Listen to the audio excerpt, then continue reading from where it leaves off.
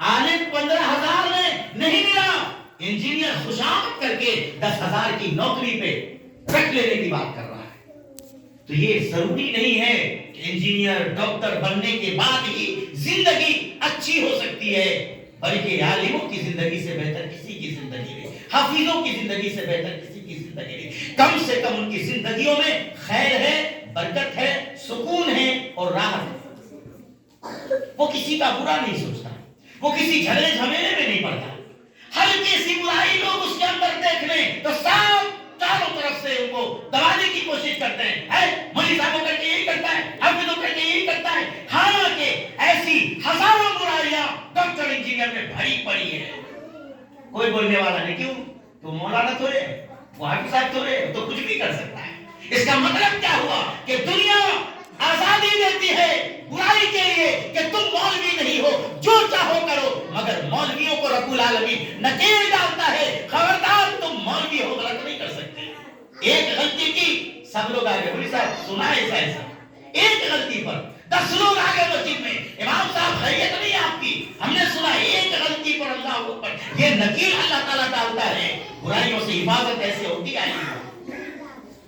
برکت کا یہ عالم ہے کہ مولوی حضرات اچھا ہی کھانا کھاتے ہیں، ہمیشہ اچھا ہی کھانا کھاتے ہیں، چاہے وہ دعوت میں کھائیں یا اپنے گھر میں کھائیں، کھانا بھی اچھا ہے، پوشاک بھی اچھا ہے، ہمیشہ چماچم وائٹ پریس کیا ہوا، صاف ستھرا، ہمیشہ ایک جوتا بھی پرانا ہوا جب تک دوسرا جوتا، یہ نہیں کہ چپی ڈال ڈال کے پہن رہے، مولوی چپی ڈال کے پہننے والا نہیں ہوتا، کماتا کم ہے، یہ برکتیں ہیں اس کی زندگی میں، نئے جوتے ہر سال، نیا موزہ، نئی ٹوپی، نیا مفلر، وائٹ کرتا پریس کیا ہوا، بنا پریس کے کام ادھر بھی لگا ہوا۔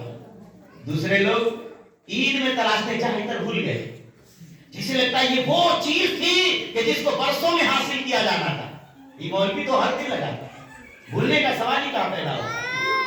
اس پر سے رومال، اس میں بھی خوشبو لگا ہوا۔ الحمدللہ یہ مولویوں کی زندگی کی برکتیں ہیں۔ ذرا تجزیہ کیجئے، کمی کس چیز کی ہے؟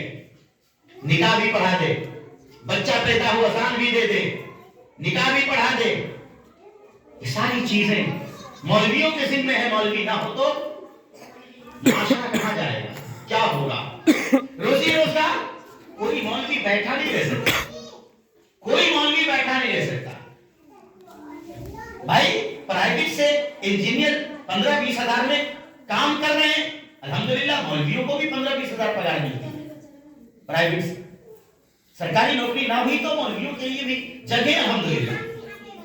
کوئی مولوی، کوئی حافظ آج تک میں نے بیکار نہیں دیکھا، آج تک بیکار نہیں دیکھا، اور پھر معاشرے میں بھلائی کا کام بھی کرتا ہے، لوگوں کو سمجھاتا بھی ہے، کم سے کم اپنے کنبے کو سمیٹ کر رکھتا ہے، برائیوں سے بچنے کی تلقین کرتا ہے، اپنی اولاد کو اچھے راستے دکھاتا ہے، جس سے پورے معاشرے پر اس کا اثر پڑتا ہے۔ اگر کسی گاؤں میں ایک بھی عالم نہ ہو، اس بستی کا حال جا کر دیکھیے۔ ایسی بستیوں میں میرا دورہ ہوا ہے، 18-19 سال کے بچوں کو لا الہ الا اللہ نہیں معلوم، ان بچوں کو ہمارا نبی کون ہے نہیں معلوم۔ کس بات کے مسلمان ہیں؟ کس بات کے مسلمان ہیں؟ ہم یہ خبریں سنتے ہیں کہ لوگ مرتد ہو گئے، یہ لوگ مرتد ہو گئے تو بڑا تعجب ہوتا ہے۔ ہمارے بچے کیا ہیں؟ یہ تو کہیں سے مسلمان ہی نہیں لگتے، نہ یہ پاک رہنے کا طریقہ جانتے ہیں، پاک رہنے تک کا طریقہ نہیں جانتے، لا الہ الا اللہ نہیں جانتے، کوئی کلمہ نہیں معلوم ہے، رسول اللہ کون ہے نہیں معلوم ہے، توحید کیا ہے کچھ پتا نہیں ہے، تو ہم اپنے بچوں کو کہاں لے جا رہے ہیں؟ ایک نسخہ ہمارے پاس تھا، بہت کارگر نسخہ تھا۔ ہم کسی کو نہیں کہتے کہ ڈاکٹر نہ بنائیں، انجینئر نہ بنائیں، مگر صرف ڈاکٹر نہ بنائیں، صرف انجینئر نہ بنائیں، یہ صرف لگا کر میں کہتا ہوں۔ بچہ جب پڑھنے کے قابل ہو تو کسی اچھے مکتب میں جہاں تربیت ہوتی ہو، اسلامی ذہن سازی کا انتظام و التزام اور اہتمام ہو، آپ ایسے مکتب سے تعلیم اس کی شروع کرائیں، پھر وہ اے پی جے عبد الکلام بھی بن سکتا ہے۔ مولانا ابو الکلام آزاد پیچھے رہ گئے تھے، مولوی تھے تو پیچھے رہ گئے، مولانا مظہر الحق پیچھے رہ گئے، سیاست کی باغ دوڑ ان کے ہاتھوں میں تھی، ملک کا نظام سنبھالا ہے انہوں نے، قوم کی رہبری کی ہے۔ اگر وہ وزیر تعلیم تھے تو ایک طرف مفسر قرآن بھی ہوئے۔ تو بہرحال قرآن و حدیث کی تعلیم سے انسان پسماندہ نہیں ہوتا، یہ ہماری فکر ہے، پسماندہ فکر ہے ہماری۔ لہذا میں سب سے ریکویسٹ کروں گا، سب سے ٹوٹلی، آپ نے اگر طے کر لیا ہے کہ ہمارا بچہ ڈاکٹر بننا ہے ہمارے بچے کو، تو آپ ضرور بنائیے، مگر اس کی تعلیم مکتب سے شروع کریں، پہلی جماعت تک، دوسری جماعت تک آپ مدرسے میں پڑھائیں، ساتھ ساتھ میٹرک کا فارم بھروائیے، میٹرک کر لے پھر آپ روٹ متعین کیجئے، اس سے پہلے مدرسہ میں پڑھوائیے۔ فرق کیا پڑتا ہے بھائی؟ اسکول میں پڑھ کے بھی وہ نرسری سے میٹرک تک جائے گا، مدرسے سے پڑھ کے بھی وہ میٹرک تک جائے گا، لیکن اس لائن سے جانے میں کیا ہوگا کہ وہ دین کو سمجھ لے گا، اسلام کو جان لے گا، اس کے نفس کی تطہیر، اس کا تزکیہ ہوگا، وہ قوم و ملت کے لیے خیرخواہ اور فائدہ مند ہوگا۔ ایسا انسان اگر ڈاکٹر بنے تو ظاہر ہے اس کے دل میں ہمدردی ہوگی، اللہ کا خوف ہوگا، وہ غریبوں کا مسیحا بنے گا، قوم کا چہیتا بنے گا، قصاب نہیں کہلائے گا، لٹیرا نہیں کہلائے گا۔ اور جو ڈاکٹر صرف ڈاکٹر بنا، کانوینٹ سے پڑھ کے گیا، اے بی سی ڈی سے شروع کی تعلیم، اور شروع میں ڈی سے ڈاگ پڑھا ہے، ظاہر ہے وہی فطرت اس کے اندر آئے گی، وہ نوچے گا، کھسوٹے گا، آئی سی یو کے بہانے اور کن کن چیزوں کے بہانے، مردے کا بھی پیسہ ٹھگتا ہے، 4 دن پہلے مر گیا، پیسہ لوٹ رہا ہے۔ اسلام یہ نہیں سکھا سکتا ہے، اسلام ایسی تعلیم نہیں دے سکتا، لہٰذا اپنے بچوں کو بنیادی تعلیم تو دیجیے، ہر حال میں دیجیے۔ اگر واقعی میں تعلیم و تربیت کا کوئی ایسا ادارہ ہو تو اسکول کے بجائے مکتب میں پڑھائیے، مکتب سے پڑھا کر کسی اچھے ادارے، کیونکہ وہاں خرچ ہوتا ہے، اب مدرسہ بھی پہلے جیسا فری پڑھانے والا نہیں ہے، وہاں بھی خرچ ہوتا ہے، آپ اچھے ادارے میں ڈالیے، یہ سوچ کر کہ ہم اپنے بچوں کو صرف اسلام سے متعارف ہونے کے لیے پڑھا رہے ہیں کہ یہ اسلام کو جانیں، تاکہ اچھے ادارے میں آپ ڈال دیں، تھوڑا حدیث کو جانیں، حدیث ہوتی کیا ہے، وہ کم سے کم بلوغ المرام پڑھ لے، مشکات المصابیح شروع کر لے، ایک آدھ جلد، اور جب تک وہ ادھر میٹرک کی تیاری کرے، میٹرک کا ایگزام دے کر کے اپنا روٹ بدل لے، دین اس کے اندر، ایمان اس کے اندر مضبوط و مستحکم ہو جائے گا۔ تو یہ کام مسلمان کرتے نہیں، اور لوگ اپنی شان بڑھانے کے لیے اپنے بچوں کو کانوینٹ میں ڈال دیں،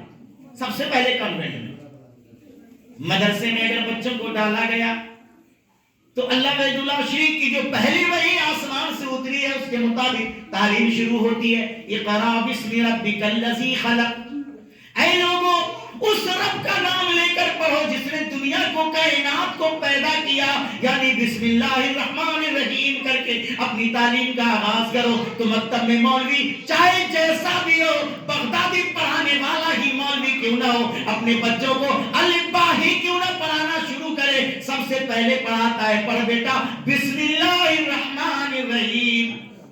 جس تعلیم کا آغاز اللہ کے نام پر ہو اس تعلیم میں برکت نہیں ہوگی تو کیا ہوگا؟ پھر کانوینٹ میں جو آپ پڑھاتے ہیں وہاں بسم اللہ پڑھانے کا رواج ہی نہیں، وہ ایسے ایپل پڑھاتا ہے، بی سے بال پڑھاتا ہے، سی سے کیٹ پڑھاتا ہے، ڈی سے ڈاگ پڑھاتا ہے، پھر وہی ساری فطرتوں میں باتیں تبدیل ہوتی چلی جاتی ہے۔ وہ وہاں سے نکلتا ہے ہائے ہیلو، یہی تو سیکھ کر نکلتا ہے، گڈ مارننگ، گڈ ایوننگ، اس کے سوا وہ جانتا اور کرتا کیا ہے؟ ماں باپ اتراتے ہیں، کیا جانتے ہیں؟ میرا بچہ گڈ مارننگ بول رہا ہے، ارے آپ کا بچہ گڈ مارننگ بولتا ہے تو ہمارا بچہ السلام علیکم ورحمۃ اللہ وبرکاتہ کہتا ہے، ایک ایک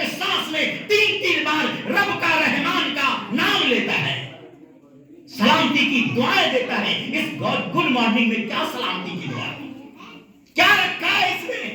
اچھی صبح, بہتر صبح, کیا رکھا ہے اس جملے میں؟ السلام علیکم میں جو رکھا ہے, الحمدللہ ہمارا چھوٹا بچہ ہے السلام علیکم کہتا ہے کہ آپ پر اللہ کی سلامتی ہو, آپ برباد نہ ہو, آپ کا دن خراب نہ ہو, آپ کا وقت خراب نہ ہو, آپ کا مال خراب نہ ہو, آپ کی عزت خراب نہ ہو, آپ کی آبرو داؤ پہ نہ لگے. یہ دعا دیتا ہے السلام علیکم ورحمت اللہ, اور اللہ کی رحمتیں آپ کے اوپر ہوں, برکتیں آپ کے اوپر ہوں. اتنی عظیم دعا دینے والے کو آپ پسماندہ کہتے ہیں, مدرسے میں پڑھنے والا کہہ کر تانا دیتے ہیں. تو آج لوگ کمپٹیشن کے زمانے میں اپنا برچسپ معاشرے میں باقی رہے, اس خیال سے اپنے بچوں کو مکتب کے بجائے کانوینٹ میں داخل کراتے ہیں, اور ان کے بچے فطرتاً طبیعتاً سلمان رشدی بن جائے کوئی فرق نہیں پڑتا, وسیم رضوی بن جائے کوئی فرق نہیں پڑتا. یہ حال ہے. ظاہر ہے یہ کانوینٹ سے لے کر کالج تک کے سفر میں یہی تبدیلیاں ہوتی ہے. بیٹیاں تسلیمہ نسرین کی طرح ملحدہ ہو جائے, سلمان رشدی بیٹے بن جائیں, کوئی فرق نہیں پڑتا. دین نہیں آتا, نہیں معلوم ہے.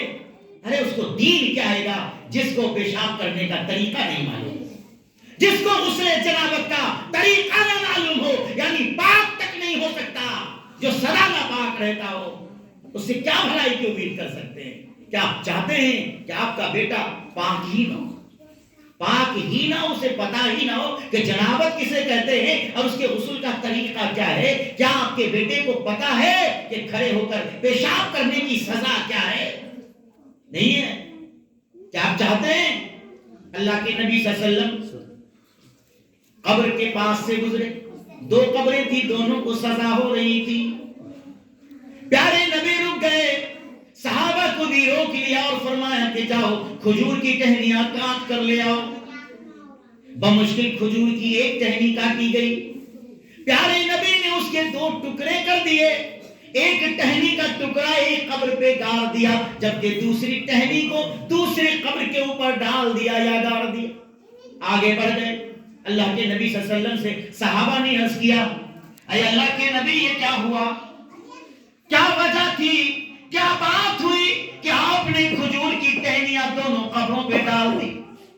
کہا اللہ کے نبی صلی اللہ علیہ وسلم نے فرمایا کہ ان دونوں قبر والوں کو قبر کے اندر عذاب ہو رہا.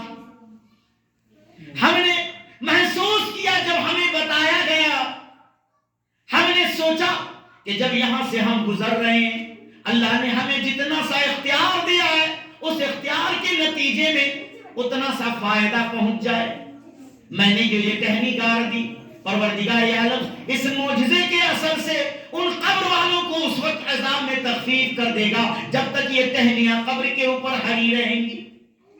جب تک یہ ہری شاداب رہیں گی عذاب میں کچھ کمی ہو جائے گی. یہ معجزہ ہے, میرے اختیار میں اتنا تھا, میں نے یہ کر دیا.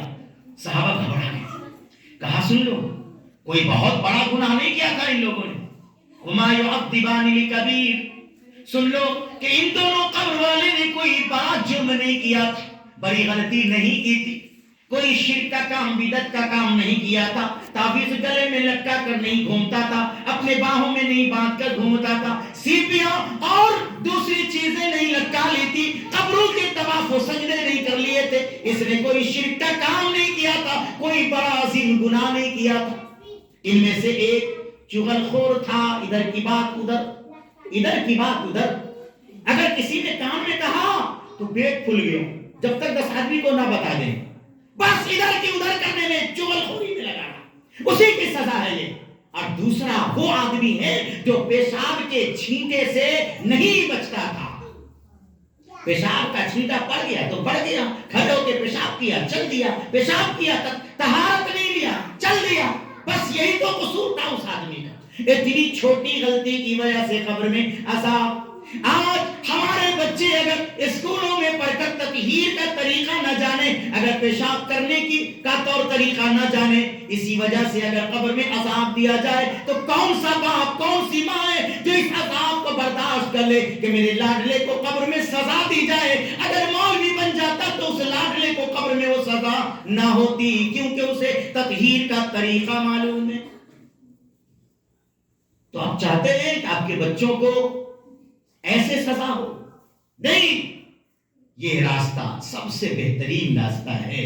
آئیے اس راستے کو مضبوطی کے ساتھ اپنائیں، اور جب دین سیکھ جائے، ایمان کی شاخیں معلوم ہو جائیں، ایمان اس کے دل میں راسخ و مضبوط ہو جائے، پھر ڈاکٹر بنائے، انجینئر بنائے، کیا فرق پڑتا ہے؟ اور ابھی شاہین گروپ نے گرچہ اس کا کچھ طور طریقہ پر اعتراض ہے، ہم کو بھی اور بہت سارے علماء کو بھی، اس کا طور طریقہ عجب ہے، انوکھا ہے، وہ صحیح نہیں ہے، اندرونی کچھ طور طریقے، لیکن اس شاہین گروپ نے یہ ثابت کیا ہے، اور اس پہ اس کا تجربہ ہے، فوکس ہے، کہ جو قرآن مجید کو حفظ کر لے اس کو ڈاکٹر بنانا بہت آسان ہو جاتا ہے۔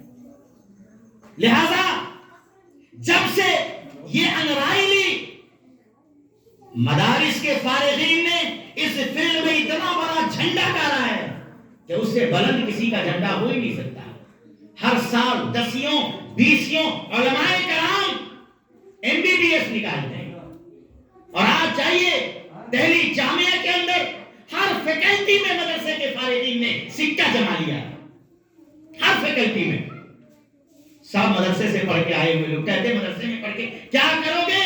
مدرسے میں پڑھنے کے بعد عالم بنو گے، مدرسے میں پڑھنے کے بعد حافظ قرآن بنو گے، مدرسہ میں پڑھنے والے ڈاکٹر بھی بنیں گے، مدرسہ میں پڑھنے والے انجینئر بھی بنیں گے، آپ جو بنانا چاہتے بنا دیں گے۔ نبی پاک صلی اللہ علیہ وسلم فرماتے ہیں ہر بچہ جب پیدا ہوتا ہے تو مسلمان پیدا ہوتا ہے، اس کے ماں باپ اسے یہودی یا عیسائی بنا دیتے ہیں، ماں باپ جیسا چاہیں گے بنا دیں گے۔ اے مسلمان، اپنے بال بچوں کو ایمان والا بناتے ہوئے اگر ڈاکٹر بنانا چاہو تو تمہیں کوئی روک نہیں سکتا، انجینئر بنانا چاہو تو تمہیں کوئی روک نہیں سکتا۔ کون روک دے گا بھائی؟ ہمیں اختیار ہے، ہمیں اپنے بیٹے کو ڈاکٹر بنا لیں گے، آسان ہے۔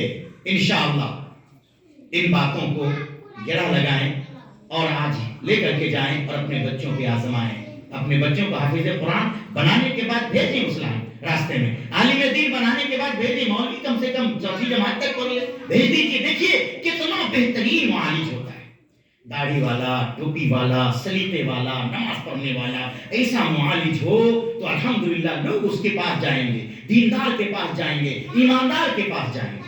سرخروئی دنیا میں اللہ تعالیٰ عطا کرے گا کہ یہ میرا وہ بندہ ہے جس نے دین سیکھا ہے اور آج ہمدردی کے ساتھ معالج بنا ہے، تو سارے لوگ اس کے ہمدرد و بے خواہ بن جائیں گے، اور والدین کے لیے بھی وہ بہترین چیز ثابت ہوگی اور مغفرت کا سامان بنے گا۔ اللہ تعالیٰ سے دعا ہے کہ پروردگار عالم اس ادارے کو یہاں پہ پھلتا پھولتا رکھے، اس میں جو بچے ہیں سب کو اللہ تعالیٰ کامیاب فرمائے، اور جس بچے نے حفظ قرآن مکمل کیا ہے اللہ وحدہ لا شریک اسے اس پہ کاربند عمل رکھے۔ اللہ سے دعا ہے کہ رب العالمین ہماری غلطیوں کو، کوتاہیوں کو درگزر فرمائے، آمین یا رب العالمین۔